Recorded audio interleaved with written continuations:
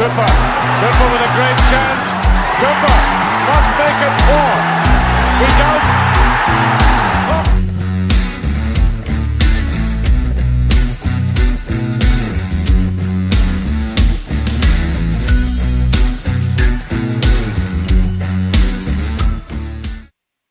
The Full-Time Review Show is brought to you and supported, as always, by Saltire Energy, the global market leader in specialist drilling equipment rental. And also, this week, Craig International will be in attendance at the ICTVA Forum and Exhibition in Saudi Arabia. Tom McMillan will be there, as well as Steve Gibson. If you get a chance, go along and say hello. Steadfast Scotland also sponsor ABTV, manufacturers of high-integrity stud bolts and special fasteners. Globally recognised as your market leader and solution provider for bespoke quality bolting and safety critical components. I would highly recommend them.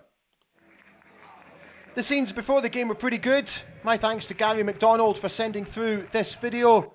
But unfortunately, we still cannot find a win. We've stopped the rot though. A point is better than nothing. So it means that we're now 2 points behind Dundee United. We have a game in hand. Hearts remain in 11th place. Thank goodness for Ross Doohan. Hi everybody, how you doing? A very warm welcome to Ali Beg ABTV this Monday night. This is the review show. So please forgive me tonight. I've got the flu. So if I'm coughing and spluttering and all that kind of stuff, just bear with me. Feeling like crap, but we'll get on through. So, tonight, Andrew Budge is here. Andrew and I discussed the game yesterday, and what we've done is we've given you some examples of how well Topi Keskinen played, and how Yumi slightly changed his positional play to suit us better. We're going to bring that to you in just a moment. We spoke about other bits and pieces from the game as well. Obviously, the worrying for me, and I'll show you the match stats a little bit later, is the lack of penetration up front. Once again, we've only created one shot on target in 90 minutes. It's just not good enough. And it's obvious where we're lacking. Andrew and I discuss all of this a little bit later. Hang about for it, because I'm going to show you that. And then I'll get you guys involved. But first, breaking news coming out of the football club. Only in the past hour or so, we have another new signing. Highly rated Tottenham defender Alfie Dorrington has signed until the end of the season. Only 19 years old, plays as a central defender. He made his senior debut for Spurs last month. And he's very highly rated amongst the Tottenham fans. It was quite interesting to read their comments today about Alfie. He goes straight into the squad for the game against Rangers on Wednesday night. And I won't be surprised if we see him and Christer Tobers playing as a central defensive partnership for that game. We've got the preview show for that match tomorrow night. We'll predict the team news and do all of that tomorrow. So, interestingly, and I hope I've got my facts right with this, you feel free to double check and triple check, but I'm absolutely convinced that the manager has made 4 changes for the 8th game in succession.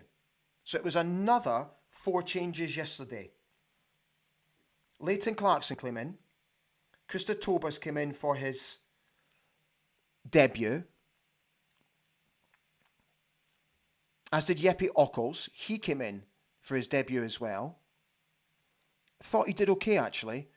And Kevin Nisbet started up front for the Dons. James McGarry took the place of Jack McKenzie, who wasn't even in the matchday squad, which I found quite interesting. So McGarry, Ockels, Tobers and Clarkson came in for Rubicic, McDonald, Duke and Jack McKenzie. So I'm sure it's the 8th successive game that he's made 4 changes to the side. So, match stats. Here we are. 48.6% of possession to their 51.4%. 9 shots each, but that's the difference. Just the 1 shot on target. Hearts had 2 shots on target. Passes in the final third. 48 to their 80. Look at the difference there. Touches in the opposite box, okay, 20 to their 18. So, let's get Andrew Budge on. Let's have a discussion about the Hearts game. I hope you can see what we're trying to do here, and then I'll get you guys on the other side. This is roughly 6.5 minutes long, but I really hope you enjoy the chat. Andrew Budge.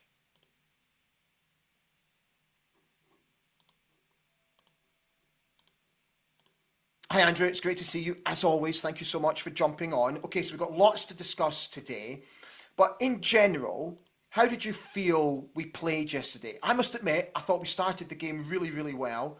I thought there were signs of improvement, but still signs of worry. Yeah, some mixed emotions. I think I'm pretty similar to you. I thought we started the game pretty brightly, got some decent chances, but again, I think we allowed Hearts to get back into the game, and they definitely grew into it more in the second half. And I think second half our performance levels dropped just a bit too much, and we just didn't get control of the game again, which is a real shame. An area that's becoming of real concern, it's so obvious for everybody to see, is that we need a striker in this window. Because at the moment, our shots on target tally is really worrying. Yeah, it definitely is. There's a lot of contributing factors to our poor run of form, but one area that's continually a struggle is chance creation and chance conversion.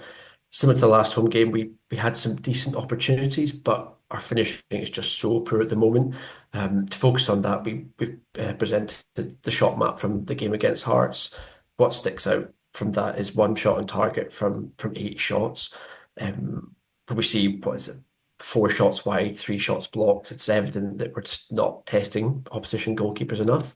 I think earlier in the season we were putting ourselves in the position where we could at least, I don't know, benefit from a goalkeeping error or something. Maybe the game at Dens Park earlier in the season, things like that. But we're not even putting ourselves in that position right now because we just aren't hitting the target regularly enough.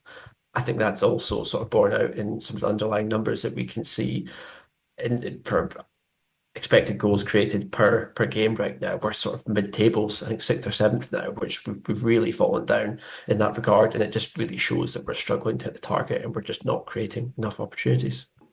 What about this average XG table that you've put together for us? You've had a look at it. What does this tell us? Yeah, what that is showing us is on average the quality of chances that each team is getting per game. So obviously we can see Celtic at the top, but it's more focusing on rather than the number of shots that we're getting, it's the quality of the chances that we're getting. The higher average number we have indicates the better quality of chances that each team is getting.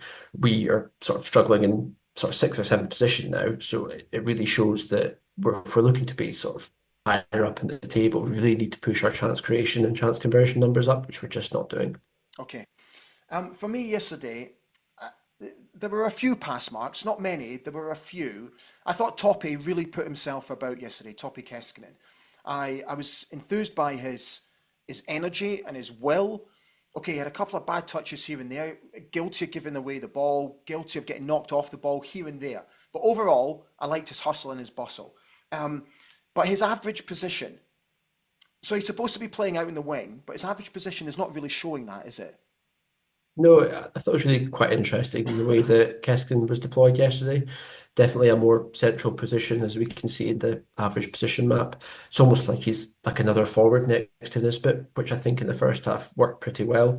You can see number 81, he's way higher and way more central compared to Ockles on the other wing, who held his wider positions like a more sort of traditional winger. What I actually would also like to point out from the average position chart, which I thought was quite interesting, was Devlin's position is also a Yeah. lot deeper than usual. That you can usually see throughout the start of the season or the midway point. He's been so much higher, and I think he was pinned back quite a lot by Penrice, who did a really good job on the Hearts left. But when Keskinen was deployed centrally, I thought he could exploit the high line of Hearts and the advanced positioning of Penrice, particularly, for example, the first example we put on screen, we can see Palversa playing a really good searching diagonal, which he's definitely got the passing range for, into Keskinen in that central position, as we've highlighted, making those sort of out to in runs, really trying to exploit that Hearts high line.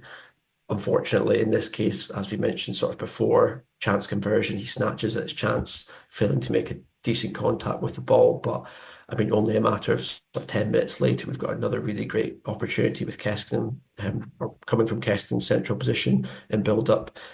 Once more, he's sort of maintaining that central position, not wide like Ockles, and he's really trying to test the Hearts back line going from out to in. This time it's Nisbet that finds him with a really, really good reverse pass. But I think this was probably a better chance than the first one we put up. But again, he just doesn't get the right contact and just drags the ball wide, which is a real shame. But overall, I think it was a really good sort of tactical tweak in the first half to try and surprise Hearts. And they're used to him being a sort of out and out winger and cutting inside, but starting him more centrally really, I thought, had a good impact. What I also found interesting about, just for a second, just coming back to the average position, Matt, was I felt Kevin Nisbet was too deep. There was one point yesterday in the second half where he played a through ball to Leighton Clarkson. For me, that should be reversed. That should be Leighton Clarkson playing a ball through to Kevin Nisbet. Is there an issue that he's coming too deep to find the ball? Yeah, I know what you mean. He definitely was deployed quite deep yesterday. I thought some of his link-up play was maybe a little bit better, but as you said, that's not really where you want Kevin Nisbet. I was checking some of the stats. He had sort of no shots and only one touch in the box. Really? Again, that's just not where we're wanting Nisbet. He's a really good penalty box goal scorer, but we're just not getting the chances to him. And if he can't sort of impact the game, as you said earlier, it seems like we just need a new striker or someone to lighten the burden on him. Yeah. Andrew, brilliant, mate. Thank you so much, as always, for coming on. Enjoy the rest of your day, and we'll see you after the Rangers game. Oh, dear. Perfect. Thank you. I know. Yeah. Godspeed. Cheers. Bye, mate. Ta-da. Bye.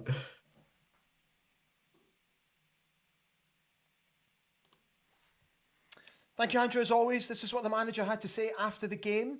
I think we started the game really well. We looked more organised and more stable than for a while. And we were quite consistent in some parts of the game. Still, we need more players arriving inside the opponent's box to be more dangerous. Usually, it was Toppy today, and we need to add more players. But at least we created some really good chances. Sometimes you have to be happy for small victories. When you are on a run like we were before this game, and then you get a penalty against you in the 93rd minute and you save it, it's a really good feeling because you have to stop losing and start building from somewhere. It was a really important save. I have to be honest, I had my head in my hands when Nielsen made that tackle. I have to be honest, I thought Nielsen did absolutely fine yesterday. But head in hands, I just couldn't believe it. But oh my God, did I come out my seat when Ross made that save. Deary me. And what a save it was as well. I don't know if you've seen it on Aberdeen's X account. They've got a behind the goal angle from the Merklin stand. And the reaction of the fans in the Richard Donald stand to the save is absolutely brilliant, especially when we clear our lines. It's brilliant. Go and have a little look at it. Right, let's get you guys on. I hope you enjoyed the chat with Andrew, as always. Oh, good Lord, we've got lots of you on tonight. Thank you so much for being on. Brilliant. The Music Cat says Alfie Dorrington signed on loan from Spurs for the rest of the season. He goes into the squad for Ibrox. He does, mate. Gavin Wilson said, played well enough first half, but kept together in the second as they came back. New boys, and the team did well despite some of the refs' decisions and cards. I have to be honest, and I mean this with the greatest respect to Mr. McLean. He had an absolute shocker yesterday. Oh, mate. To be honest, he had a shocker for both sides. What about that Toppy when he brought the boy down near the Merklin stand? Maddie. Maddie. Go on, Keith Ritchie. Good evening all. Fair result yesterday. Hopefully it sets us back on track. Great penalty save by Ross. Now we have to go to have a go at Ibrox on Wednesday. It's a poor Sevco team. It is. Roy Thompson says, thought new boys looked good despite not being 100% up to speed and match fit. Barry Cool is on, wishing everyone a good evening. Didn't think we were that bad yesterday. We lack a striker who will get his goals. Jensen hopefully will be announced soon. Yeppy needs games to get up to speed. Last played October. October's also in October. Exactly. Plenty of time. Plenty of time. Gary Milne says that was better, but we desperately need a goal scorer. Fraser Gunn says, I've seen worse performances. However, aside from Toppy's chance, not many chances created. We badly need a new forward. Angie says, hello all. Yeah, I thought there were plenty of positive. It's clear we have no end product just now. I just can't see where a quality striker is going to come from in January, but that's what the scouts are there for. She says, huge credit to Duhan yesterday. And what about that block from Shinnie? Yeah, absolutely. Gary Milne says, we need to push Shinnie forwards. He thought Clarkson wasn't great. Sugarland says, the first thing Yimi did was get some strength into the midfield. That weak midfield cost Barry his job. Now he's sorting out the defence, all funded by selling our ace striker. But we need a striker. Kaiser's on, he's wishing everyone a good evening. Talene for me is not getting the best out of that squad. Interesting. Sugarland, we need a striker. We need a striker. We need a striker. Mark Smith says, corner turned, defeat Sevcote on Wednesday, and sheep everywhere will be asking, crisis. What crisis? Paul Donaldson says, hi Ali, first half was okay, second half not great. We created some decent chances in the first half, but we couldn't finish. We created very little in the second half. Desperately need a striker. That's the theme for tonight so far. Kaiser says, one shot on target for a whole 99 minutes of football. What's happened to this high press, high intensity football? Roy Thompson says, I would like to see a win ratio with and without Clarkson starting during his time at Aberdeen.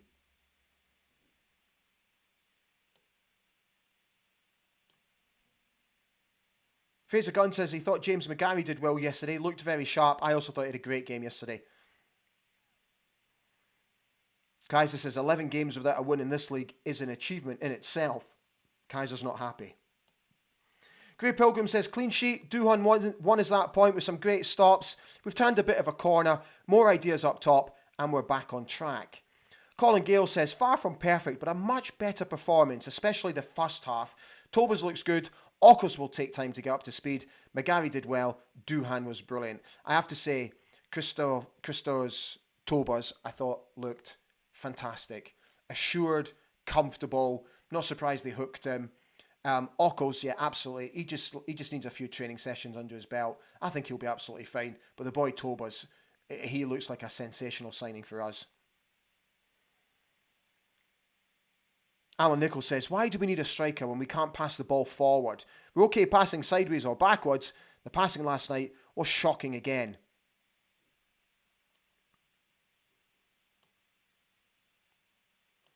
Ian Thompson says, we really need a striker who can hold the ball and lay it off. Currently, they're being fed high balls or chasing through balls.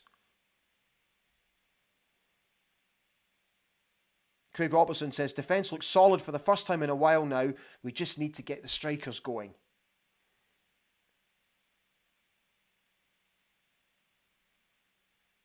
Kaiser says, we're seriously not championing that effort yesterday as a turning corner just because Duhan saved a penalty at the finish, are we? Is that how low the bar is now?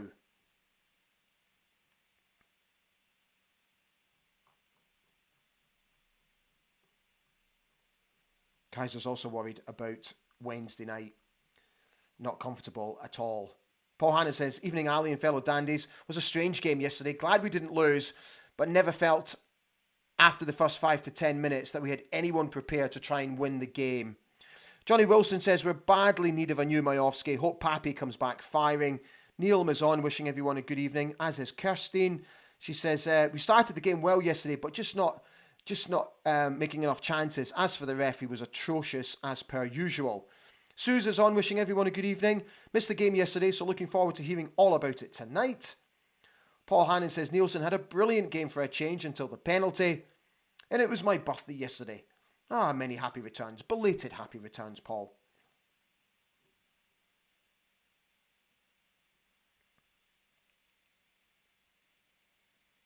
Neil says, was at the game. We need a finisher and get the ball wider quicker. The rest will fall into place.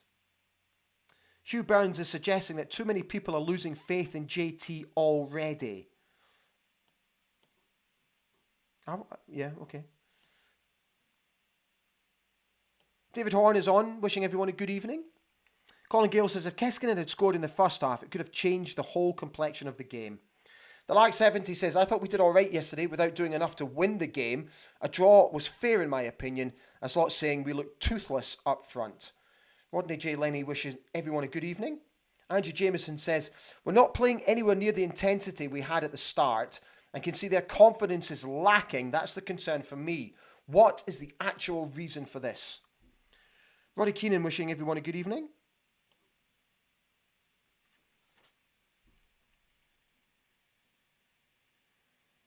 Paul McInish says, thought the rule was that the game is only stopped if there's a head knock. How many times did the Hearts players go down injured and there was nothing wrong with them? I have to say, that was slightly getting on my wick yesterday. It was, Steve Tosh mentioned it in his co-commentary yesterday. Steve wouldn't last 5 minutes on a football pitch these days. I don't think any of us who played the game in that era would last 5 minutes on the football pitch these days. There's too many snowflakes kicking about. Grim Finlater says, game was atrocious to watch. We offered absolutely nothing in the second half, and it's really worrying. Not sure what we're meant to be doing, but a win soon is looking unlikely. It's very depressing, he says. Kaiser says, playing Pulvara and Nielsen at centre-back is not the answer. Look at Pulvara for the header Duhan tipped over the bar. Pulvara was completely unaware of the boy behind him. Kaiser, I totally get your point, but I think the issue that we have up until like tonight, you could even argue, we didn't, Angus got hooked after having a shocker against Motherwell. He was never going to start.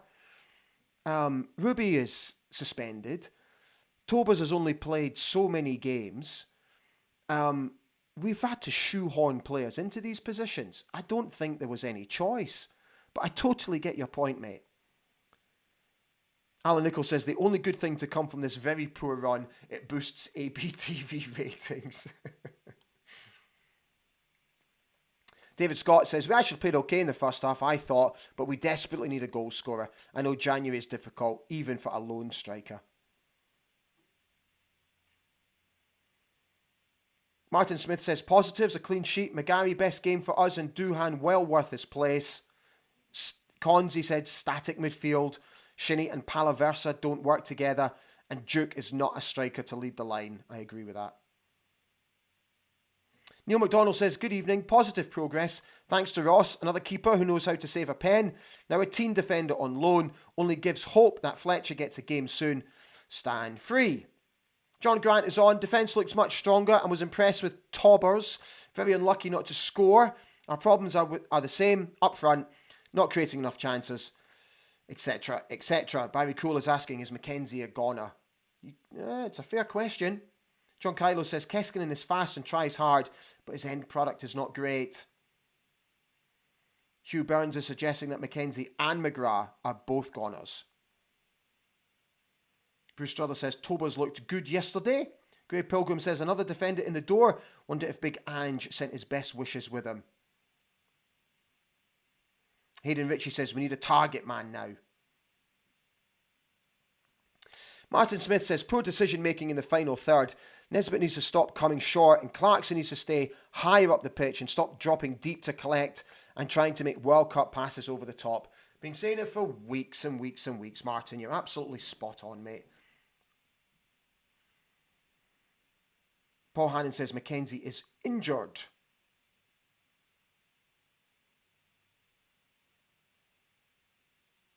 Kaiser's asking, leaving Morris on the bench for 80 minutes, what was that all about? Ockles was offering nothing.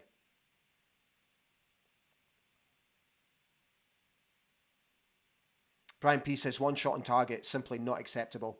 Absolutely, completely agree. Alan S says, Nisbet not suited to the high press game, as not mobile enough. Definitely need a new striker that will lead the line.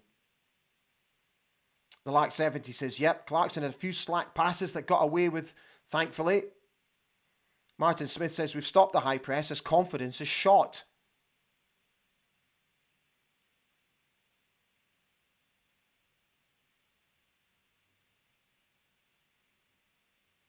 David Gold Rally Vid says, we lacked a cutting edge.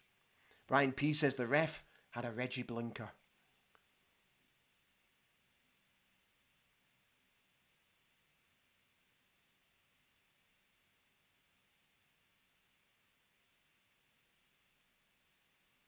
Yeah, so many of you are commenting about the lack of opportunities, the lack of creating, the lack of not doing much in the final third.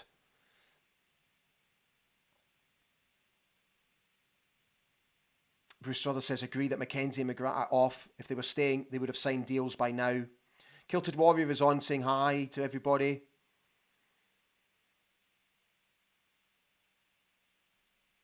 Rodney J. Lenny is suggesting that there's no backbone in the team.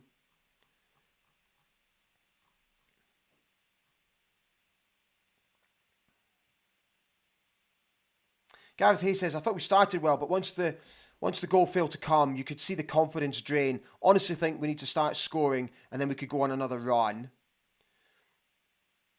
Scottish Man Cave says, Nisbet is not the answer. I think he should return to Millwall and we need to spend the Bojan money on a striker. Barry Cole says, Clarkson rarely runs with the ball, even when he has loads of space, always looking for a World Cup pass. Kaiser says, hopefully the boy from Tottenham is just like a Matty Pollock, wholehearted, no-nonsense defender. That's what we're badly needing.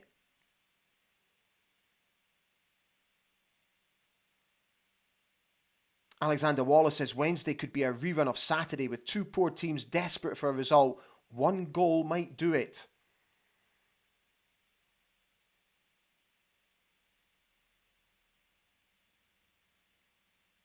Gareth Hay says, Clarkson and McGrath have gone off the boil and the service to a lone striker, wherever it is, has been shocking.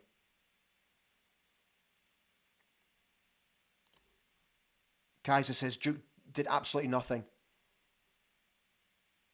Yeah, a lot of you are not happy with Duke.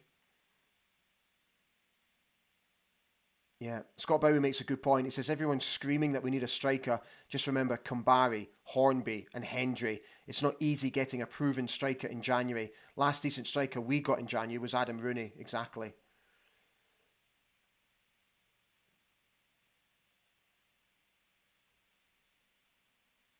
Red Army is suggesting that he can see a few moving on.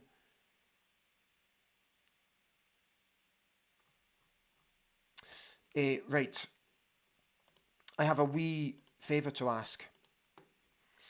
Don't forget to like the show if you've enjoyed it so far. Thank you so much for all your comments. It's been absolutely brilliant. It's been a really busy show. And if you don't mind, I would be thrilled if you please consider subscribing to the channel. Don't forget, it doesn't cost you anything. It just basically means you're following the channel. That's all that means, really. So there's no cost to it whatsoever. And you'll just get notifications when shows go live, all that kind of stuff. So I'm going to call it a night because we've done nearly half an hour. So we're going to be back tomorrow night for the preview show ahead of the Rangers game. And then we'll be back again on Thursday for a review. Back again on Friday for the preview show ahead of the Elgin game. I was planning a watch-along show for the Elgin game, but I've got my kids at the weekend. So I might have to put that on the back burner. But we're still planning watch-along shows as we go into the sort of the tail end of the season. So look out for those. So thank you so much for watching tonight. Thank you for your contributions, as always. I really hope you enjoyed the chat with Andrew Budge. I hope it's really starting to make sense, and I really hope it's adding a new element to the show as well. So enjoy the rest of your evening, and I'll see you tomorrow night for the preview ahead of that mob. Take good care of yourselves. Stand free.